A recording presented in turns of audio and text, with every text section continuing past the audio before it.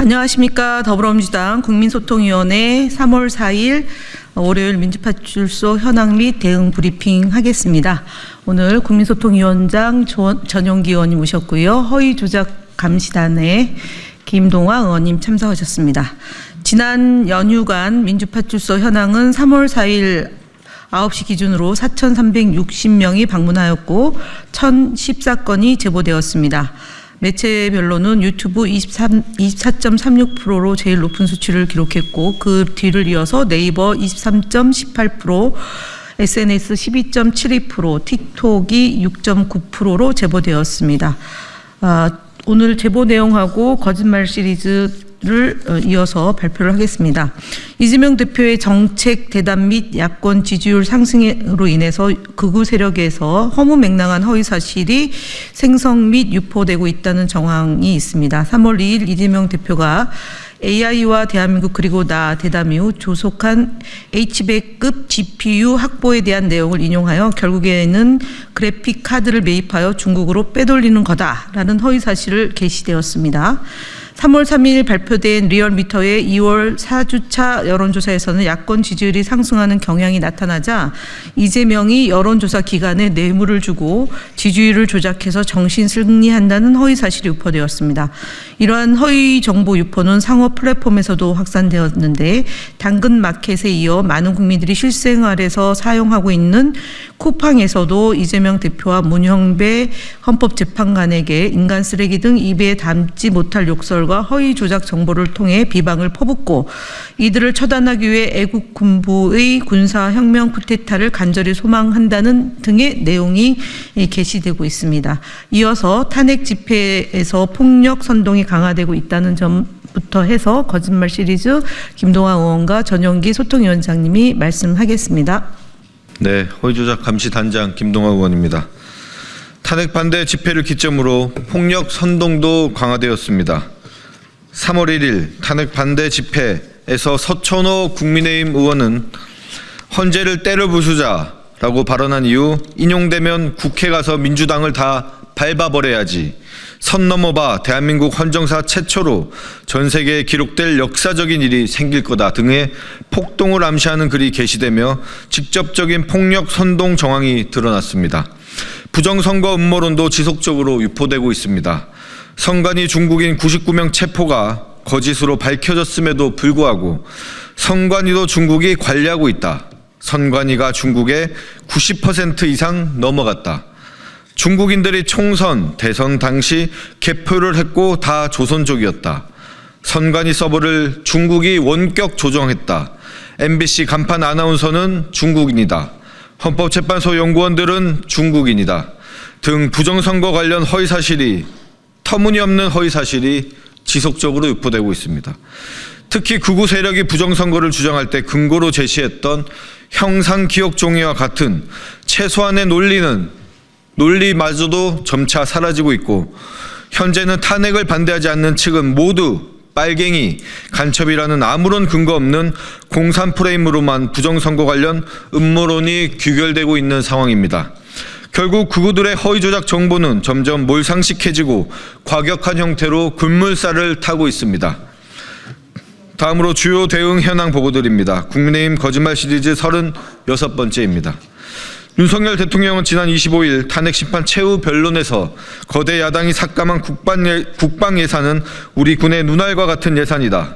도대체 누구의 지시를 받아서 이렇게 핵심 예산만 딱딱 골라 삭감했는지라며 지휘 정찰 사업, 전술 데이터 링크 시스템 성능 개량 사업, 장거리 함대공 유도탄 사업, 정밀 유도 포탄 연구 개발 사업, 드론 방어 예산 등 5가지 예산 삭감 사례를 언급했습니다.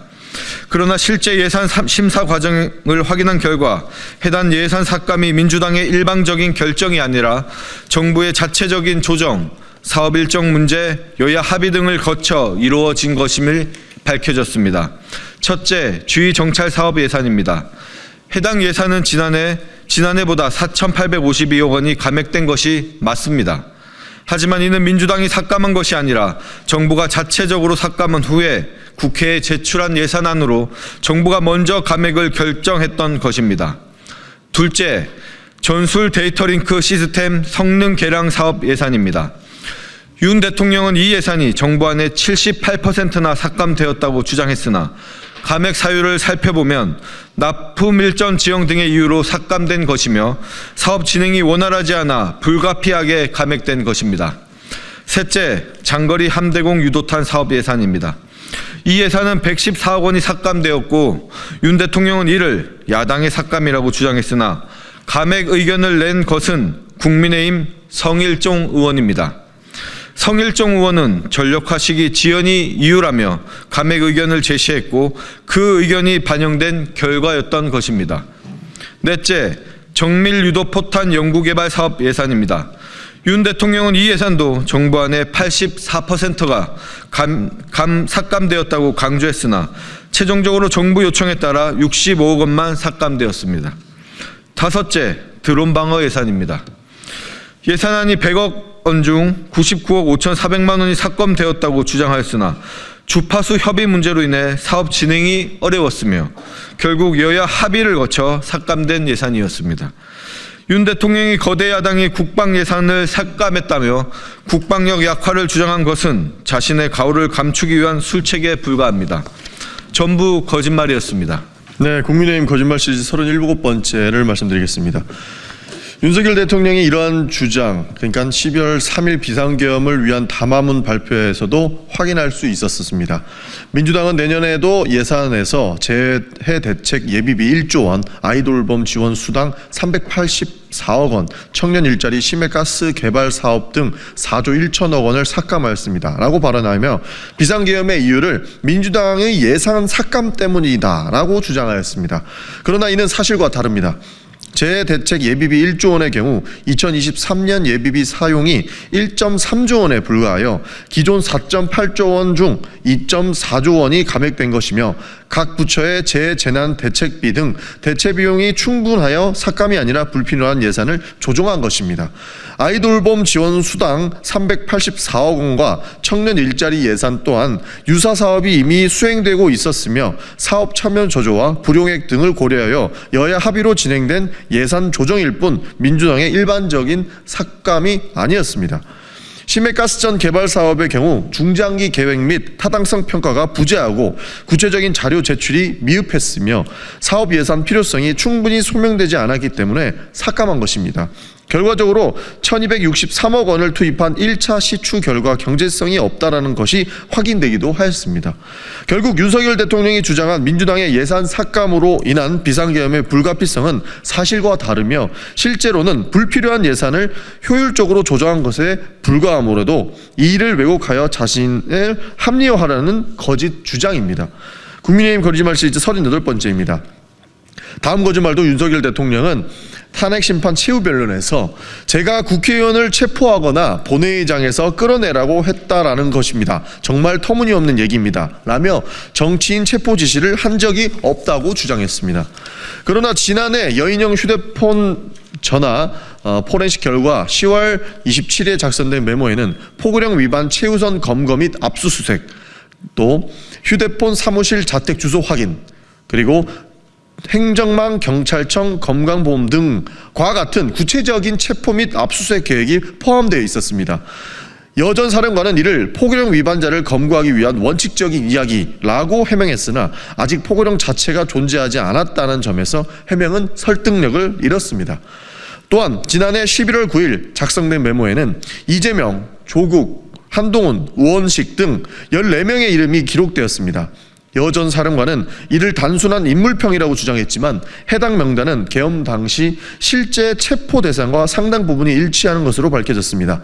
조지호 경찰청장과 홍장원 전 국정원 1차장 역시 검찰 조사에서 이재명, 조국, 한동훈, 우원식 등의 이름을 여 전 사령관에게 들었다고 진술했습니다.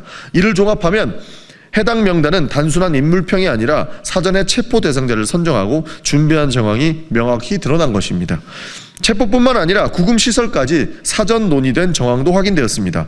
여 전 사령관은 검찰 조사에서 김용현 당시 국방장관이 계엄사령부 합동수사본부에 구금시설이 어디 있는지를 물었고 자신이 수방사령관을 지낸 경험이 있으니 B1 벙커를 활용할 수도 있을 것이라고 말했다고 진술했습니다. 즉 계엄이 선포되기 전부터 구금시설까지 계획적으로 검토된 사실이 밝혀진 것입니다. 결국 방첩사는 실제로 움직였습니다. 체포조가 국회로 출동했고 B1 벙커가 구금시설로 적합한지 점검한 사실이 검찰 수사에서 확인되었습니다. 단순한 논의가 아니라 체포 및 구금을 실행하기 위한 준비가 진행된 것이 명백해졌습니다. 윤 대통령은 이를 부인하는 것은 진실을 감추려는 시도이자 자신의 책임을 회피하려는 거짓 주장에 불과합니다. 이상입니다.